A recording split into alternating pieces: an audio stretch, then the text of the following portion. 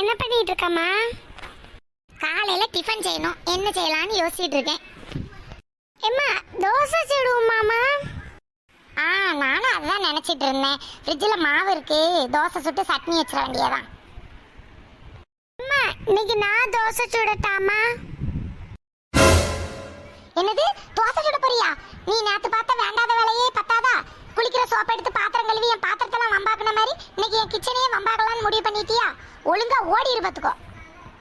அம்மா அன்னைக்கு ஏதோ தெரியாம நான் பண்ணிட்டேம்மா. இன்னைக்கு பாரும்மா உன் பொண்ணோட கை திறமைய.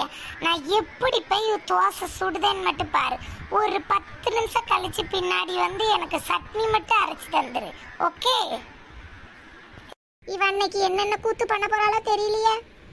ஃப்ரிட்ஜில் இருந்து மாவு எடுத்தாச்சு, தோசையை சுட்டி இன்னைக்கு அசத்திடுவோம். என்ன தோசையை சுட்டுட்டியா? ஏம்மா உனக்கு மாவு வரைக்க தெரியுமா தெரியாதா?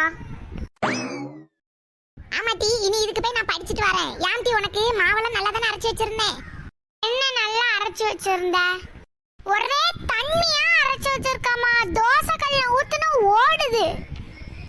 என்னது தண்ணியா ஓடுதா? நீ கொஞ்சம் விளவு, அது என்னன்னு பாப்போம். அட எரும மாட, இது மாவு இல்லட்டி, இது பால். என்னது பாலா? நான் நினைச்சேன் டீ, ஃப்ரிட்ஜில் 2 பாத்திரத்துல பாலும் மாவு இருக்கும்போதே நினைச்சேன் நீ இப்படி ஏதாவது வேண்டா வேலை பாப்பேன்னா பின்னாடியே வந்தேன்.